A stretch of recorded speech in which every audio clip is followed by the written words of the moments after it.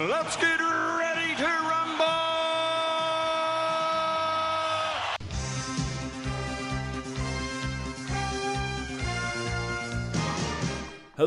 Hello, and welcome to Netflix versus Cinema, the podcast that this week has gotten some news of some sad delayed gratification, which is that last week, if you listened to us last week, you would have heard us rejoicing about the fact that the stars had aligned.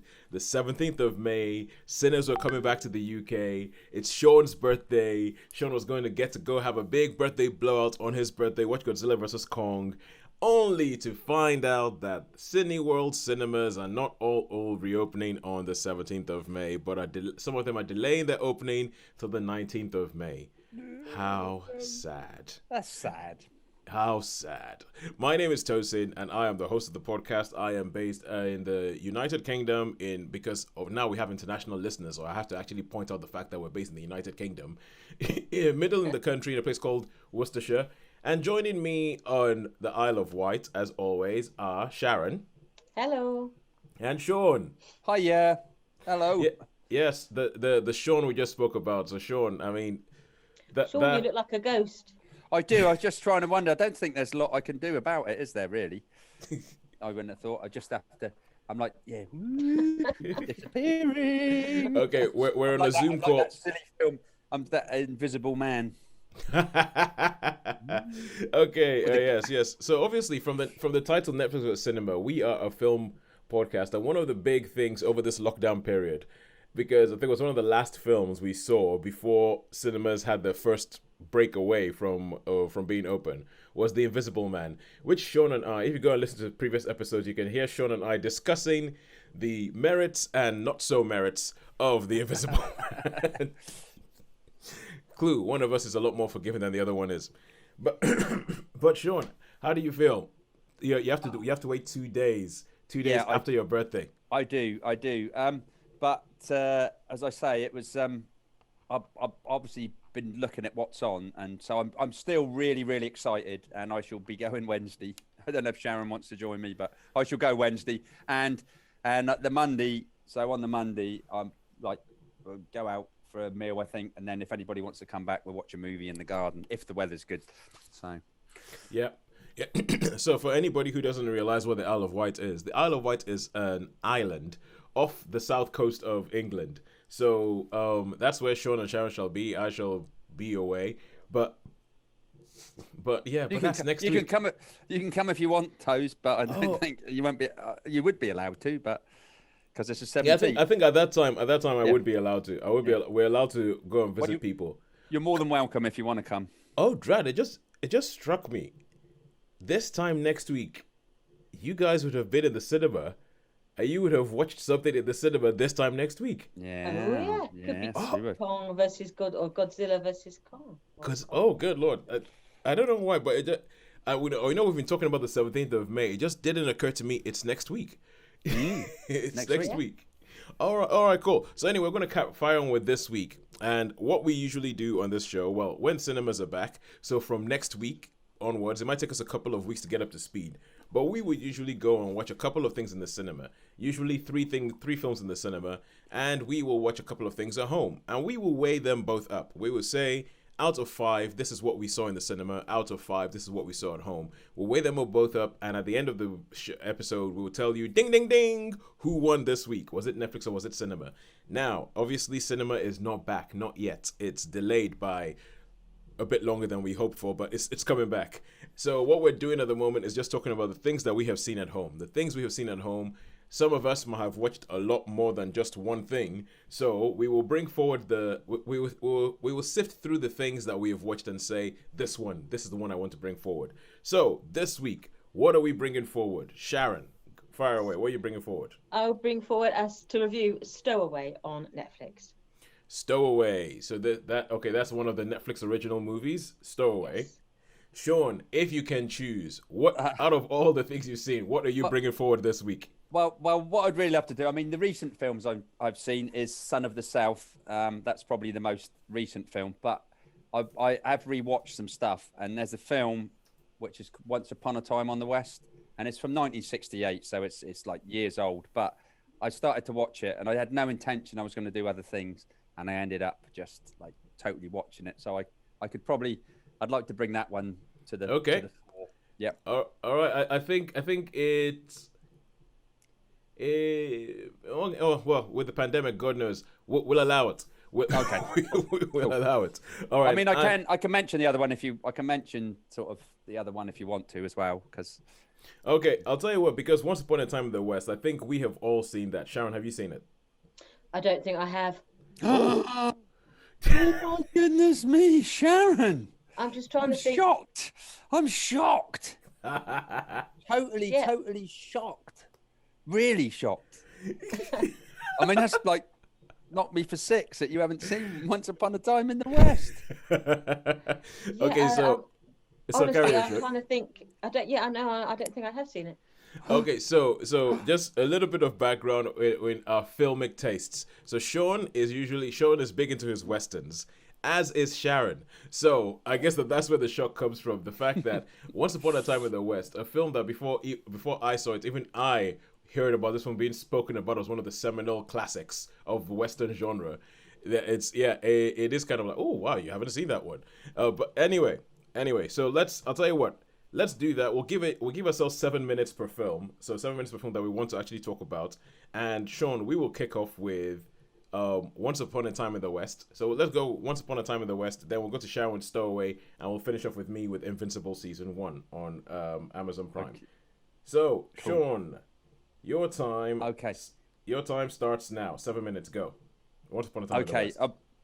So this film is such an immersive film. It's a Western. It's basically in the time to do with the railway station, the expansion of the railway station from the Atlantic to the Pacific. So, and this person's bought some land, which because he basically knows the rail. I could tell you the story because it doesn't really matter. So he's bought some land, which he knows. He bought it years ago, which he knows that the railroad are going to have to buy. So of course he's going to build himself a town. Yeah. And he's married this wife from New Orleans. He's this woman from Claudia Cardinal turns up. Yep. Basically, when she turns up, he's been killed. And the family's been killed. So she sort of has got this place. She's got all the stuff. She looks through everything to see what it is. And there's some other themes in it. There's like Charles Bronson is out for revenge. You've got Henry Fonda, who it's a real shock. Blue eyes. Yeah, because he's like been totally good in everything. Even as Frank James in Frank and Return of Frank James, he was still good. So all the films he's ever been in, really, Henry Fonda's been the good guy. But the things that happen in this, that he does in this, yeah, it's just like it's totally out of character of everybody. So, and I think that was what was going to be, is people were going to say, "Oh my God," when they would have seen it in that time, they'd say, "That's Henry Fonda. He's doing some nefarious, nasty things," totally out of character. So, so it's basically a revenge Western. It's got all the Western tropes that make Westerns really, really good. And also, as I say, I couldn't help it. I got totally immersed in it. And they obviously, what leitmotif is, yeah? Leitmotif. Yeah, leitmotif. The music, leitmotif. with them, each character has their own bit of music. And it was just, I thought, because it'd been a while since I've seen it, and I thought, oh, this is just wonderful, because each character has got its own, each character has their own theme, and it works, and it's really, really mesmerizing, and there's some terrific cinematography. The cinematography is absolutely brilliant, and it's a masterpiece. And I seem to remember when I was younger, I preferred the spaghetti westerns like that. And I think although I saw Once Upon a Time on the West, it wasn't up there with the Clint Eastwood ones.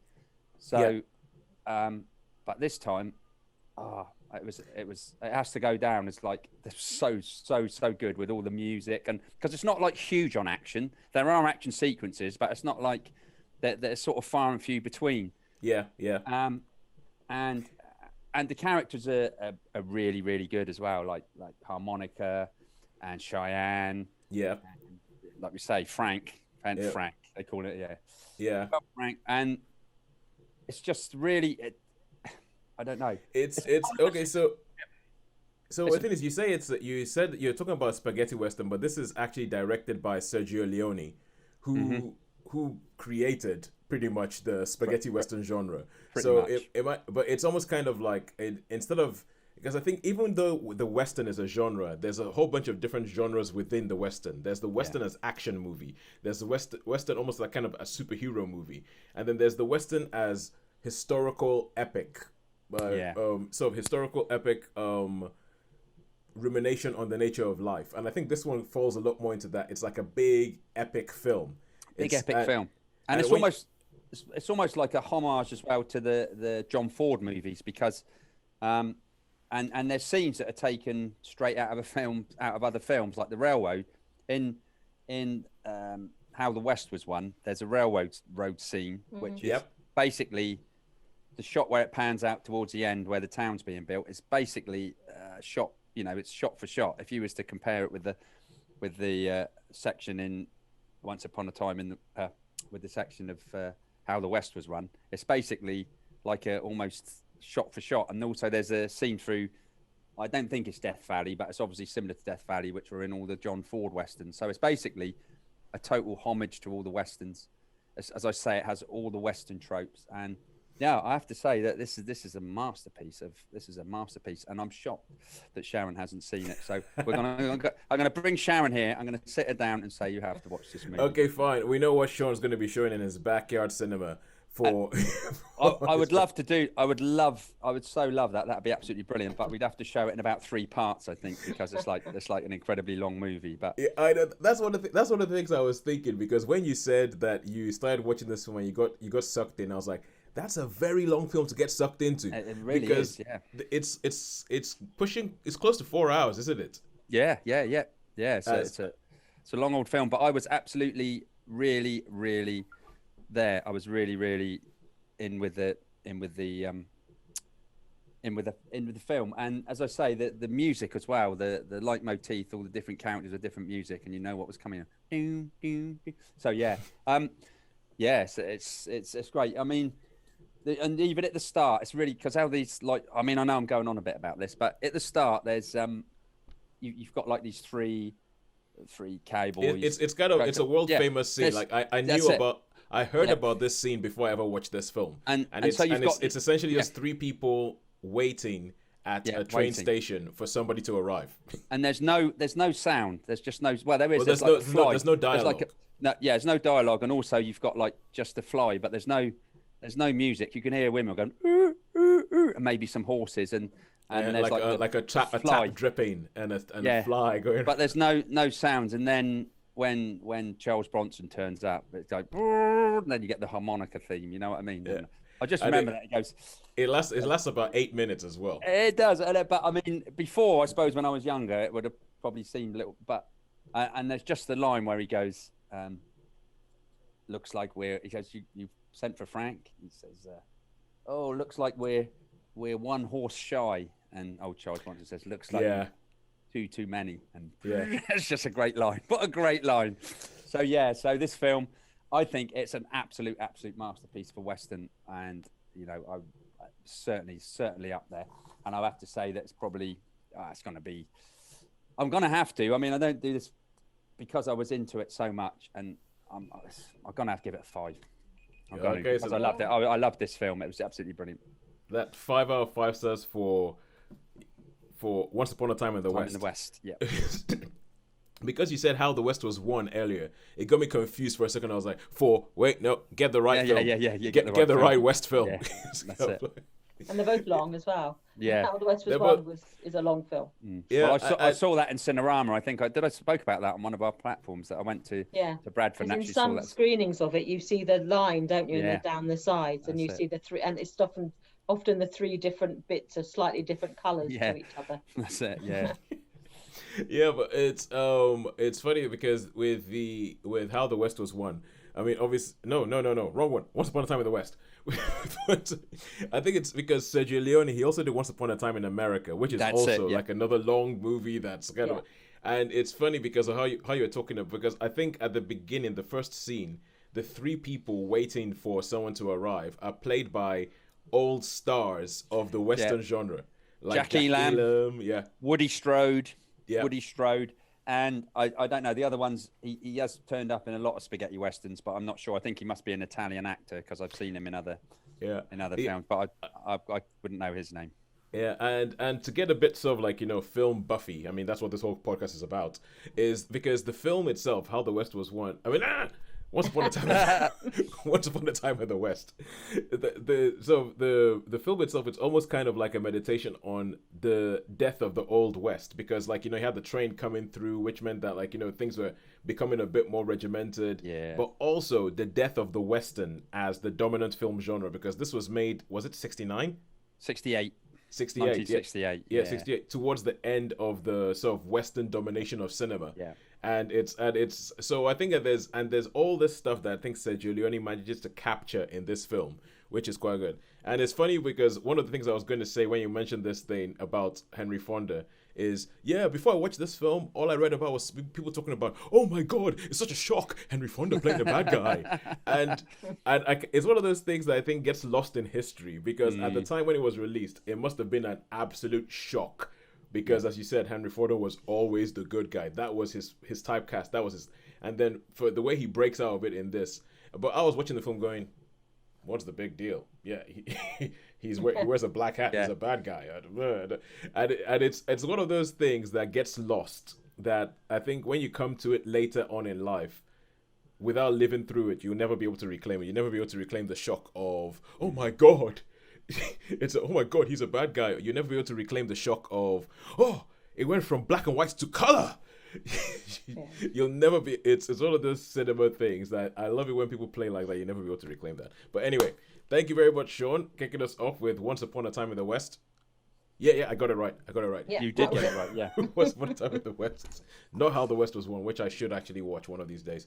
No. That's one I have seen. I wouldn't. You wouldn't watch How the West Was Won? I wouldn't. No. I mean, it's okay if to see it in its original format was, but the film itself, no offense to it, but the film itself is not exactly. Well, it's almost like 5 films that are stitched together. That are loosely linked together because of this one family. So if you view it as certain films within the film are better than others. Yeah. Because they're all directed by a different director and they have a different cast. Every now and then, one of the cast members from the previous story will carry over into the next one, but it is like 5 separate. It is, yeah. But I mean, what did you think on it? I mean, it's all right, but it's just a bit. So Shaun, in that case, if I gave you How the West Was Won or Paint Your Wagon, which one would you watch? Oh, jeez. Can I get back to you on that? Okay, for those of you who don't understand, look up Paint Your Wagon. You know how we're talking about the fact that it's lost on you how Henry Fonda shows up in the film as a bad guy and everyone's like, oh! But I think Paint Your Wagon probably had a similar effect when Clint Eastwood and Lee Marvin, the two hard men of cinema, show up in the film, and the people watch the film are like, what the heck am I singing? There's actually an episode of The Simpsons in which they make fun of that. They make fun of the fact that Homer goes to a video store and rents a film, goes, it's like Clint Eastwood, Lee Marvin, he's always annoyed at something, this is going to be great. And then someone does not expect the film that he ends up with. So yeah, look up Paint Your Wagon. Right, let's move on to our second film. And Sharon, this is you, and you saw Stowaway on Netflix. So take it away, tell us what that is with your 7 minutes starting now. Yeah, Stowaway falls neatly within that sub-genre of space films, of where it's about isolation as much as anything else. So it falls in with Silent Runnings, The Martian, Moon, where it has a certain feel about it. And so basically this has only got 4 cast members in the entire film. That's the only people you see, and you only ever see them within the space module that they're in. You never see them in their lives or outside of it. Their world, this is their world entire. And it's the beginning of a long-term space mission to Mars, where all the equipment has been sent ahead, and they are basically the astronaut, the scientists who are then going to go to Mars as the first people to spend any time on Mars, to run scientific experiments. So it feels quite modern, and that the set and the design all looks like the International Space Station that we see footage of when we saw pictures like Tim Peake and kind of Hadfield. We have a visual, we can visualize what modern space travel is. And so this is very much set in that world. These are scientists who are in space. They're going to go to Mars to conduct some experiments to see what the possibilities are for the next step in like human evolution in terms of space travel. And everything starts off where the rockets don't quite go to their planned trajectory. They're falling short, and they can't understand why all the models aren't quite working, why their height and everything about it is lower than it should be. Yeah. And it's not a secret because of the title of the film. The problem is that one of their ground crew had got in an accident and basically was still on board when they took off. Oh. So they find themselves, instead of having a 3-man crew and it's weighted to the nearest sort of ounce or to the nearest gram, everything on board, the fuel consumption, the oxygen consumption, food, everything is weighed and geared towards a 3-man crew, and suddenly they have a 4th person on board. And when they discover this 4th person, then an accident occurs which has an impact on the viability of the future of their mission. And so the whole film is basically around the moral dilemmas about what do we do, what options do we have when we're on a one-way mission. There's like a go no go, isn't there, point of a mission where you have a point where you can abort, and there's a point where you can't because you're in the wrong place, you've got enough fuel, everything, you can't just turn around and go back. And they're in a point where they've gone beyond the point where they can actually go back and abort the mission. They've either got to commit or make some hard choices. And so the moral heart of the film is the nature of some of those hard choices that they may have to make. Yeah. And so I can't really say much more about it because then there is drama, and then there is tension comes in from when they try to face these moral dilemmas. Yeah. I think Sharon, I think you are doing a lot more work to avoid spoilers than the trailer of this film does. So well done to you, because the trailer for this film just sets out. You watch the trailer because I saw it on Netflix. It was one of those things where I was like Stowaway, and I saw the cast. I was like, ooh, Anna Kendrick. It's got Anna Kendrick in it. All right, she's made a Netflix film. Anna Kendrick is someone who I actually quite like watching. She makes some good choices, and so I watched the trailer, and the trailer pretty much says, "And this is the moral dilemma." Okay. Within the first 30 seconds. I didn't worry so much then, but yeah, they just say, when you mentioned the cast, there's only 4 people, and they're all basically. You can't have a weak person when there's a 4 cast member. Film. So they are Anna Kendrick, Toni Collette, Daniel Day Kim, and Shamier Anderson. I hope I pronounced his first name correctly. And they are all on form. They all play the vulnerability and the complexities of their characters. Particularly well. So I couldn't fault any of them. And I will go straight into I enjoyed it. I thought, to me, it did fit within that category of film where it's like, this is like the reality of space travel. Well, it's set in the future, but it's recognizable as us in a few years' time, and it looked like the inside of the International Space Station, where there's no wasted space. Every item on board has been weighed, and it's got its own place. It's got its own home. Yeah. And whereas you see in some spaces, they open a cupboard and everything is just like, oh, let's rummage through a cupboard, and it's like, you're not going to have anything that's going to come floating out at you if you open up a door.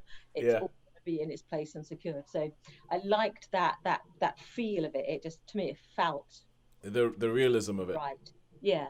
Okay. And how they, when we have like the Apollo 13, when they have like moral dilemmas in space, and it's, you almost know, even though I didn't know the history of Apollo 13 before I saw the film, you almost know that they're going to find a way. It's going to be fine. We're doing it. This is feel good Hollywood. It's going to be danger, but not yeah, we're not really going to be that worried that you're all going to blow up and die. It's like they spent enough money on this film to get these actors in it. They're not going to kill them.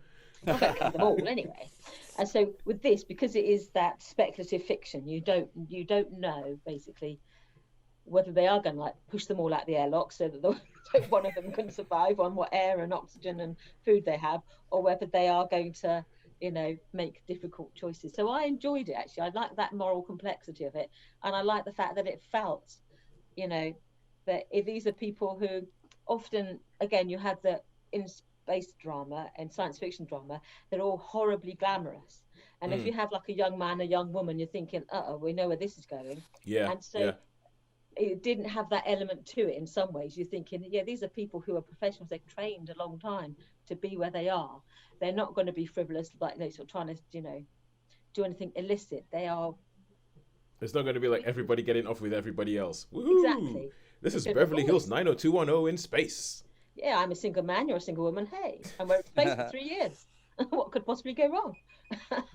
So I just liked that. To me, it felt grounded. It felt, but there was real drama. There was real quandary there. So I really enjoyed it. I thought it was very well done.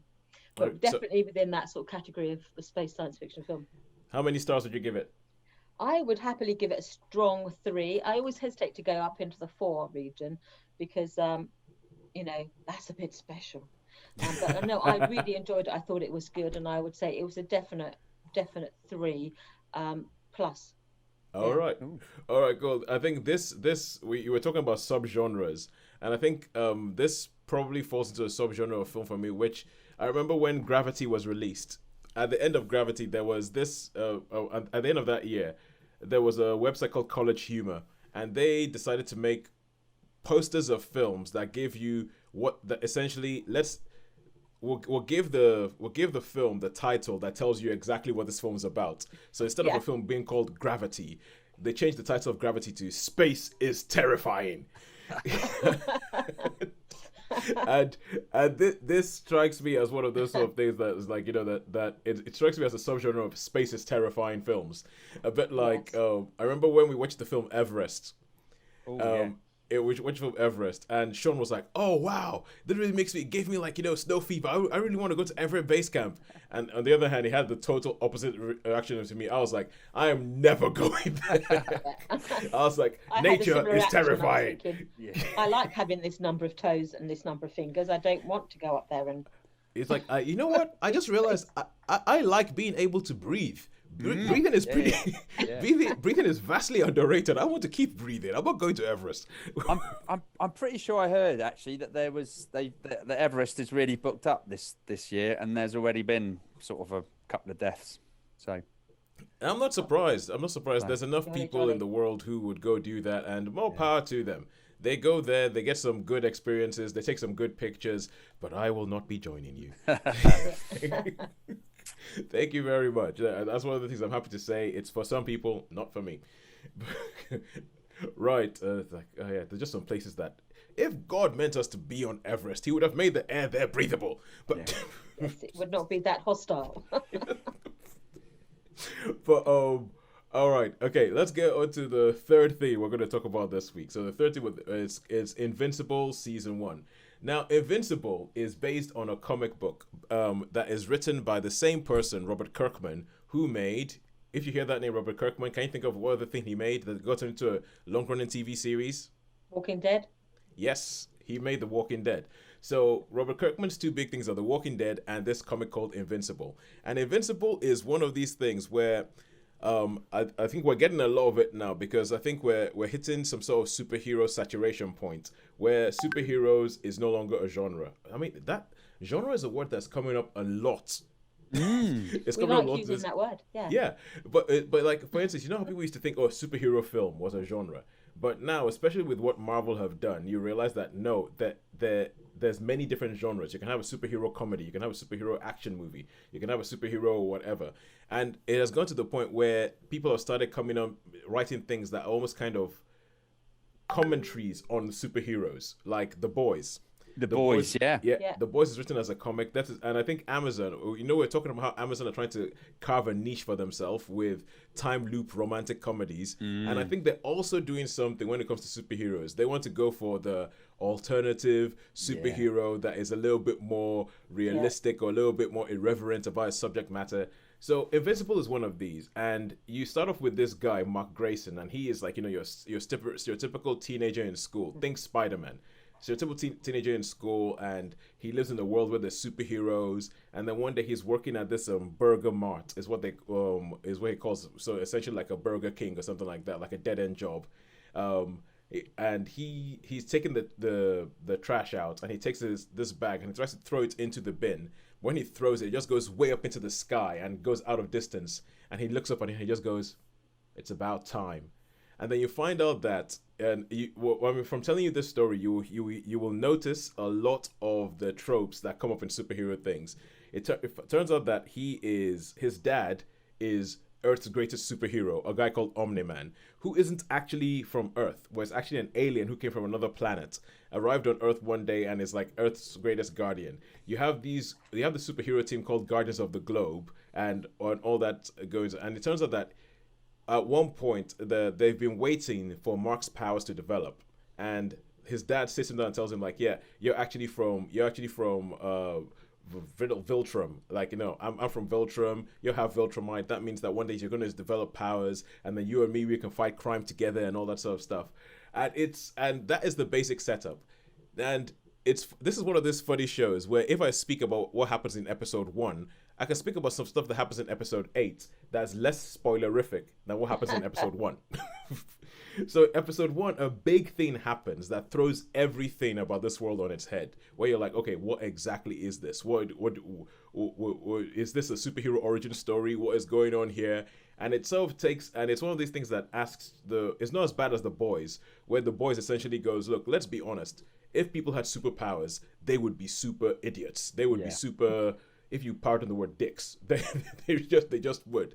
It's not like, it's not as bad as that. But this is almost kind of like, you know, if somebody comes from another planet and becomes Earth's greatest superheroes, what does that mean? What ways could this thing go?